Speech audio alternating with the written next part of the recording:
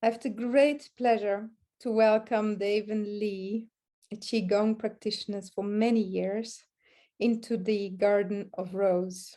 Welcome, Daven. Thank you so much. All your work is all about Qigong and balancing the feminine and the masculine in our body and energy field. So it is fascinating, and I'm really, really happy that you are joining this Garden of Rose. As you know, ROSE stands for respect, oneness, synchronicity, and ecology. And Letters of Love to Life is really about how we use our head, how we use our heart, and all our body to communicate and be present in life, as we have the pleasure to be alive. So how does that resonate with you, and what made you also join the Garden of Rose? Well, it resonates very strongly.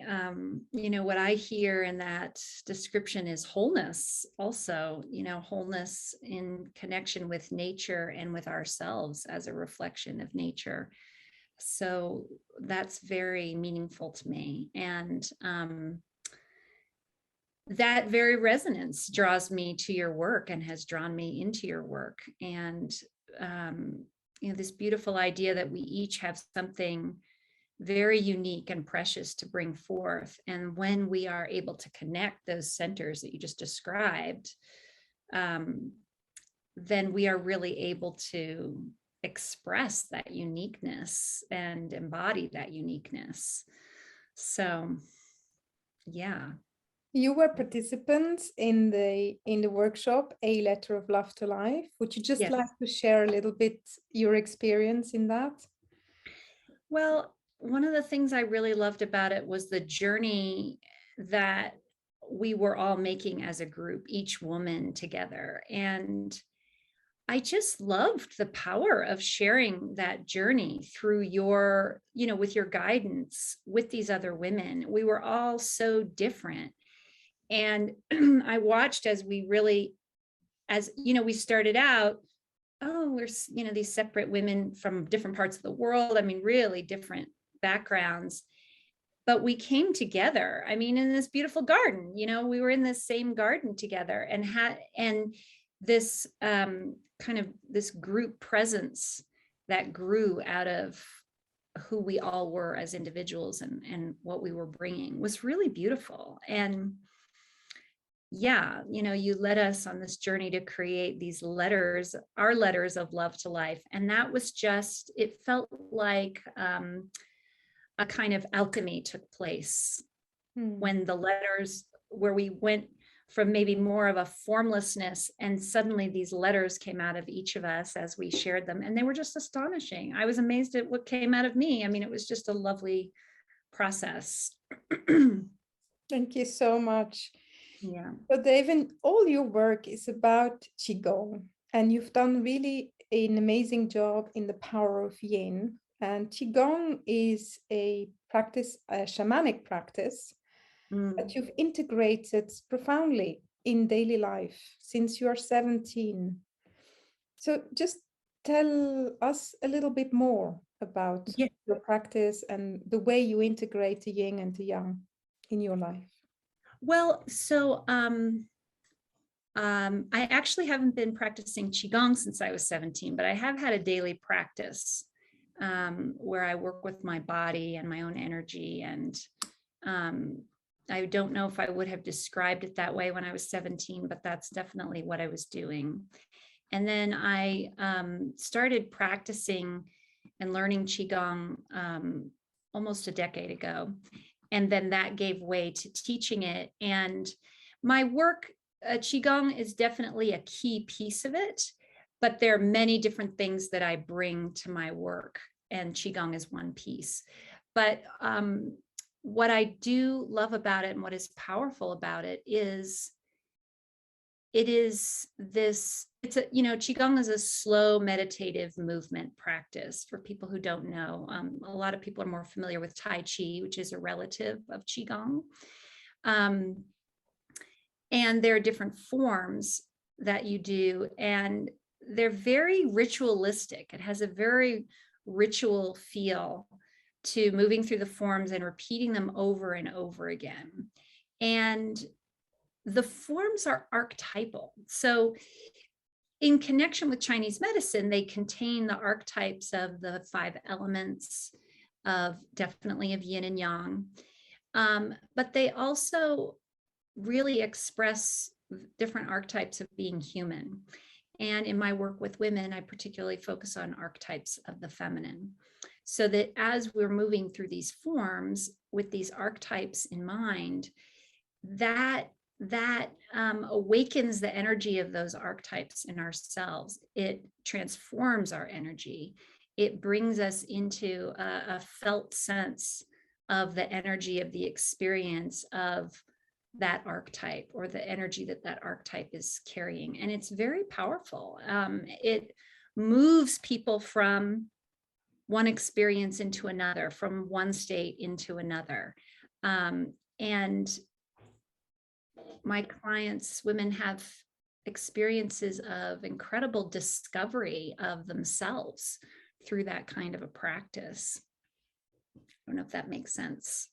Oh, definitely. Yes, it's so important, isn't it, that women reconnect to their body. I mean, this is what the rose is all about, is making sense of our sensing and really get into our bodily, expression and feeling. So feeling from within, the introspection, and feeling without, being in contact with all the stimuli that are our daily lives, really. But for women in particular, it's so important to regain access to the wisdom of our bodies. So Yes. I thought that your work would really, really enhance that wisdom as well. Yes.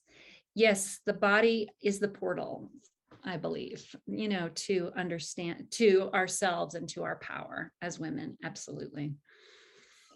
So when you're teaching and when you're giving courses and workshops in, the power of yin, which is your business as well, do you Yes. do that outside? Do you do that in groups? Do you do that individually? How does that look like? There are many different ways that I've taught it. So I do love to teach outdoors in nature. Is beautiful. And where I live in Santa Fe, New Mexico, we have many beautiful places where gorgeous weather. So that's a very powerful way to practice. In the last 2 years with COVID, I've been doing a lot of teaching online, and that's been exciting because I've been able to have people from all over be able to gather and then to be able to share our experiences. It's very powerful. And then I also use it one-on-one with my coaching, and also I have a 7-month one-on-one private program.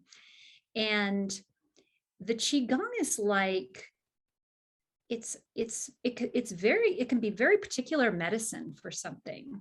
So it's really fun as I'm working with somebody one-on-one and there's something coming up for them, to say, okay, let's do this Qigong form. This Qigong form is going to move you through what's coming up, or it's going to ground you, or it's going to connect you with your voice, or it's going to help you connect with the knowing that you already have, that you may have forgotten that you have. So those are some of the ways that I use it in my teaching. It's a very interesting thing that you're saying here about reconnecting to the voice, as many women are deprived of using their voice in whatever context, be that either politically or be that socially. Some women voices have been quite diminished in the last centuries, and we are still gaining ground to talk about issues that are dear to us in a feminine ways, be that ecology, be that economy, be that whatever subject we're touching. Yes. So how does your practice and your center of yin actually reconnect that energy as well to women? How can they access that? Is that something, the voice, for instance, is that through the sensing of the body, or is that an intellectual concept? Give us a little key here. Well, I notice it really starts with the body, because what happens is, and the emotions. So there's something that's welling up inside someone, but then there's a physical sensation of closure or blocking. And it could start from the heart. It can come, I mean, this is the channel that I notice most directly, is between the heart, and the throat, and it includes the jaw and the tongue. And of course, the breath. And so what I like to do is really slow everything down, which is another core principle of the yin, is going slow. And that's, part of a Qigong practice. It's helpful for the nervous system to just slow everything down and be with what's coming up, and notice what's coming up with the sensation and with the emotion. And that may take us into the realm of memory or powerful images, almost dreamlike images, or there may be a person who shows up, like somebody's mother or father, figures in life that suddenly you're feeling a connection between that and this. And so there's a kind of unraveling of what's caught up in this sensation and this and this emotion. And then there's ways that we can move our bodies to begin to open that up. And I actually started out in my adult life wanting to be in the theater, wanting to be an actor. And I studied voice work, not singing voice work, but speaking voice. And we did a lot of, having to open this channel, stretching the tongue, opening the jaw, making certain kinds of sounds. And so I actually bring that in as well. So we might take a really strong Qigong stance as a women's power stance. And then I ask a woman to just make sound. So she doesn't even have to articulate what she wants to say, but can she just bring a raw sound through? And can that sound come from the earth and up through her body? It can be so striking how the sound may just be from here up and not be coming from this root. And so to begin to connect women to a deeper place and let something come through them is so powerful. And not everybody can actually even make sound at first. I've had a few clients where it's just this very breathy, it takes them time to tap in, but it begins to move the energy and it begins to open up that channel. And then we revisit it again and we revisit it again, and it begins to change. So the other piece, if I can just say one more thing that I've noticed, is that, we have this, as women, we've been charged with being nice. Like that's like the highest, virtue of a woman is to be nice. And I think that we also connect being nice with love. So in order to express love, we need to be nice. And of course, as women, we have a fierceness and we have a righteous anger that comes directly from our love. And so I want to be telling women, your anger is also an expression of your love. And, again, just decoupling from this niceness thing,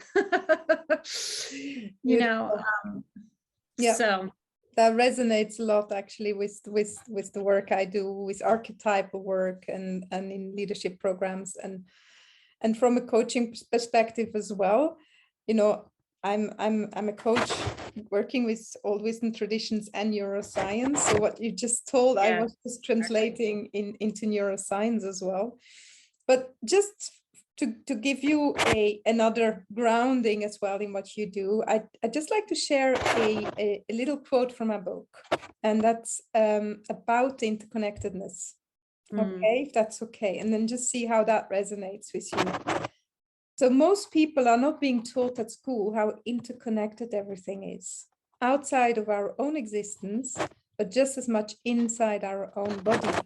They're not being taught that we are ourselves an ecosystem. And as I heard you speak just now about this roar that is really in the deep ecosystem of your, let's call it the womb of the earth chakra, or in our full body expression, it's really expressing all our ecosystem that comes up from right down up to where we can actually use our voice, isn't it? So anything you want to say on that, about our ecosystem inside and outside of ourselves?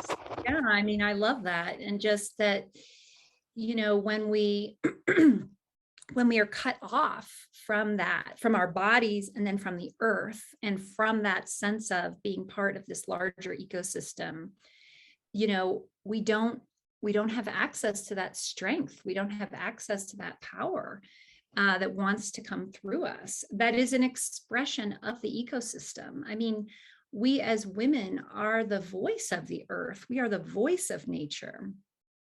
And so if we were, I think most people don't have a issue with saying, I love the earth, I want to honor the earth, or most women, I want to honor the earth, but they might have that problem with how they treat themselves. They might not treat themselves with the same respect and love that they want to treat the earth. But we're a microcosm of the macrocosm of the planet, of that ecosystem. And so we're her voice. We have to take very good care of ourselves, and we have to, I do feel we're called to speak for the earth. Who else is going to speak for her? So to cultivate that, cultivate that respect for ourselves as in that role, and cultivate the skill and the capacity to speak from that place. Absolutely. So you're touching on a very important subject here. It's about the power, isn't it? You call your word the power of yin, and you talk about the power in general between the division that we've been living through in many cultures of this planet, and how we take back the power of the yin generally. Anything you want to say on that in context of the ecosystem as well? You say very beautifully, it's the women that being caught up to actually start protecting and stand for the planet and all the ecosystems that are still present and intact. But maybe there's something else you would like to add. Yeah, power, I do call my work the power of the yin, and I chose that because I knew it felt on the surface like a disruption to what our understand to sort of our idea of the yin tends to be soft, which it is, but that there tends to be a kind of feeling like it's weak and kind of shapeless and not insubstantial. And in fact, there's times to be soft and shapeless and insubstantial that are very powerful, that create a very powerful effect. And knowing wisely when to move into the yin and to understand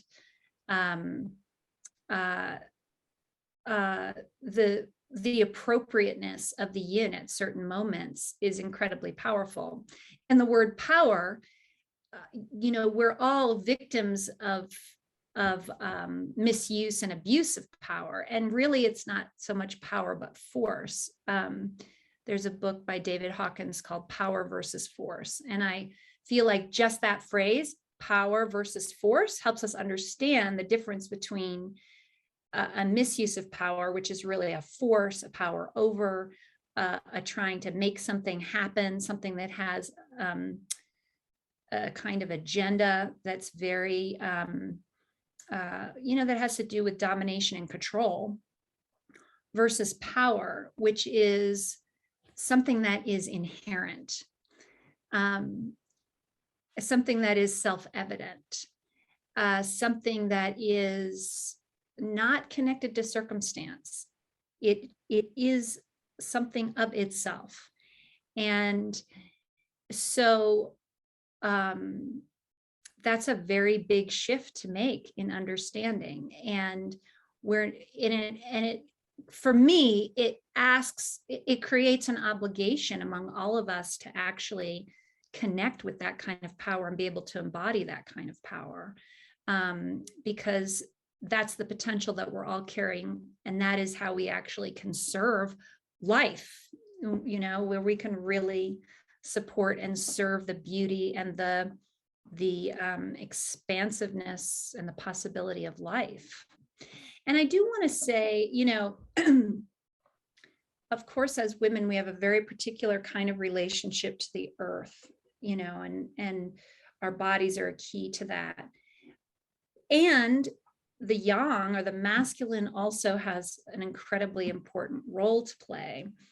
The yang tends to be protective, and it's protective in a different way. It is protective so that the yin can do her thing. It is action oriented, and that we need action as well.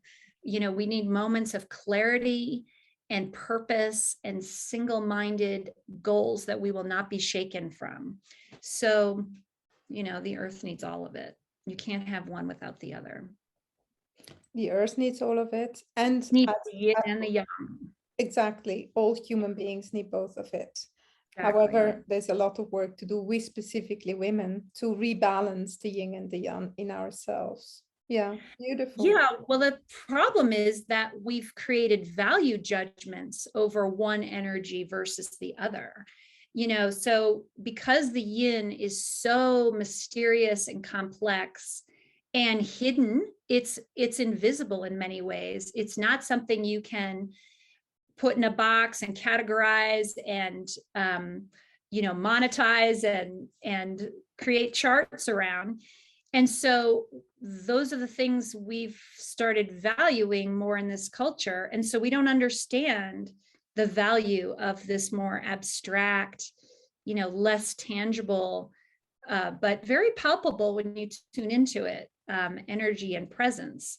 So it's become oppressed, and it's derided, it's not valued, it's belittled, it's been abused. And it needs to be given its full space and respect. So that brings us around to the first word of rose, which is respect indeed. Absolutely. Yeah. So, Daven, you are starting a beautiful initiative, which is called the Center of Yin. The Yin Center. Mm-hmm. The Yin Center. And to give it a beautiful start, you are going to do a conference. So please just share. Yes. So the conference is April 1st through the 3rd, 2022, this spring. And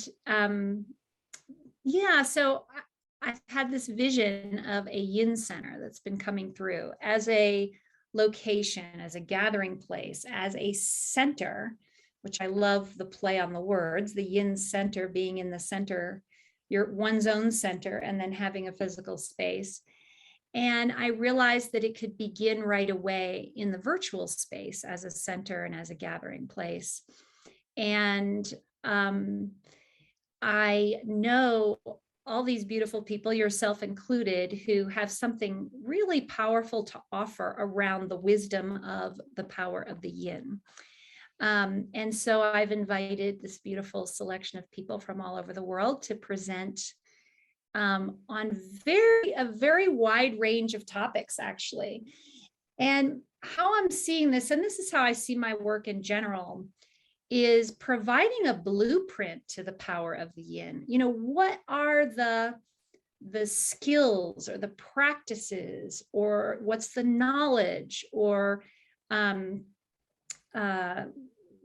what are different ways to express in the world that will help us build our yin. And that's the umbrella. That's what I'm offering with the conference. So beautiful. And that's so beautiful because it's so much in alignment with the Garden of Rose, that is about raising the feminine awareness with men and women, to yes. really bring that into the light. So yeah, it just all comes together, isn't it? It's beautiful. It really does. Yes. So welcome again to the Garden of Rose. I'm very happy about this conversation, and you will be offering a beautiful program. How is that program called? That we will also publish on the site of the Garden of Rose. Yeah, so I'm developing a course right now called Get Grounded and Open to Joy for Highly Sensitive Women. And this will be a 6-week program that this is really all the basics, the fundamental foundational things that I teach to help women. So, the women that I work with are highly sensitive, as many women are. And that can be really stressful and challenging to navigate our sensitivity, especially when we don't understand it as a power and a resource for us and a gift.